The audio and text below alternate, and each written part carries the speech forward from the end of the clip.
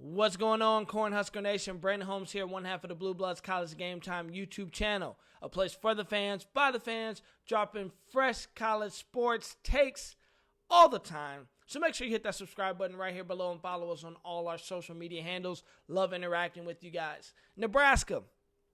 It's been a minute since I dropped the video. I've been in and out of town. I done got engaged. I've been planning a wedding. I've been, just busy, but I couldn't forget about Nebraska faithful, and I want to jump into this. I was on the plane headed from Florida back to where I live in Philadelphia, Pennsylvania, and I thought about this.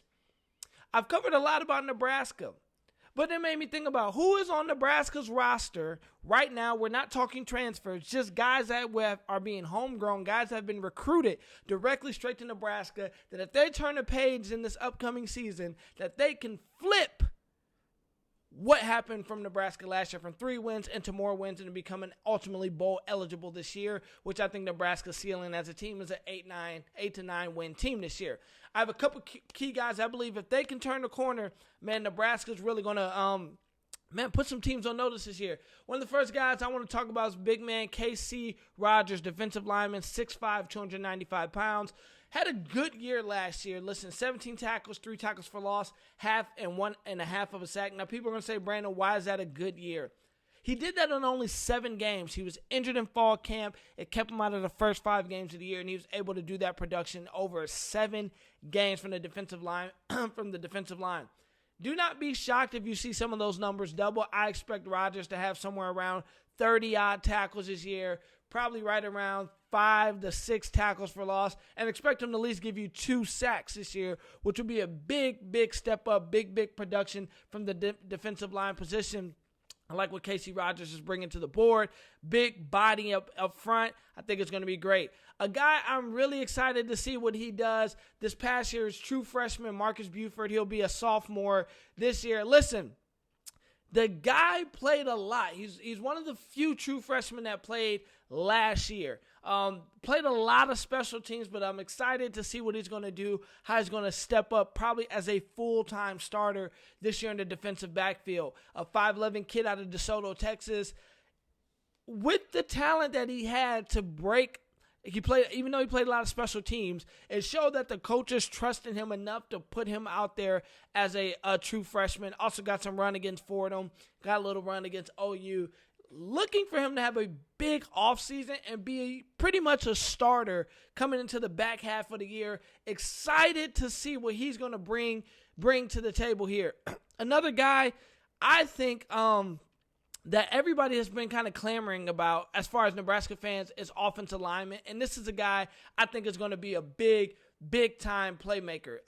Henry Lutletsky, I don't know if I'm pronouncing that right, but the 6'6", 330-pound Crawfordville, Iowa redshirt freshman coming in. I mean, he played in 2 games as a true freshman last year in 2021.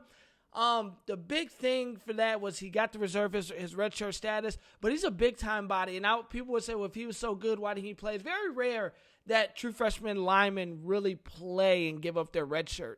So I'm looking for that big body guy up front, especially as Whipple's coming in and bringing in some of his offense. I think he's going to get a lot of run this year from the offensive line. I'm excited to see what he does. That's a big body. He's filled out.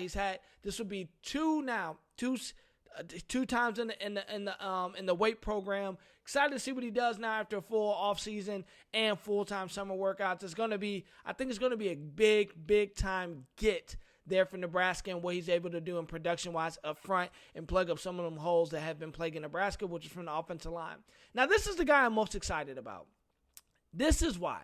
Listen, we all know about JoJo Domann this past year. The Nebraska do-it-all. The guy, he was like that hybrid safety linebacker, that essentially a nickelback that a lot of college and pro teams are coveting now in this new age of spread the offense out and need to have some versatility on the defensive side of the ball. And this guy who I think is going to step in for him is Isaac Gifford, the sophomore, 6'1", 205 pounds. Listen, he allows you to do a lot of the same things that JoJo did last year. The key is that, man, you want that versatility. He plays safety, but he He's big enough at 6'1", 205 pounds. I'm sure he'll probably put on a little weight in the offseason. I imagine him to get around 210, maybe 215, but I'm thinking that 210, 212 range. He can drop down. He can play like that outside backer coverage where he can cover a running back, could kind of hang in the slot, but then can drop down into giving you some run support as well. And I think this type of player helps the Black Shirts defense roam and do what they want to do best. Versatility in that spot. And everyone's wondering what's going to happen with JoJo. And the great part is Isaac stepped in when JoJo went out injured, and he fared very, very, very well. Played good. The moment didn't look too big for him. So I'm excited to see what he's going to do after a full offseason and spring ball as the slotted starter. And I don't project too much of a drop-off. I don't project too much of a drop-off on his end. I think he's going to bring some great, great play to that Black Shirts defense. And, like I said, I expect, man, if these guys who can turn the page this year, it's going to be a big help. And 3 of these guys I'm saying are guys on the defensive side of the ball, and this isn't even including transfers. These are just guys that are homegrown Nebraska guys. And if these guys can turn the page, I believe Nebraska is in for that 8 to 9 win ceiling this year in the Big Ten. So, once again, Brandon Holmes here, one half of the Blue Bloods College Game Time YouTube channel. Thanks again for joining us. Make sure you hit the subscribe button. Make sure you leave your comments below. And until next time, Core Husker fans, peace.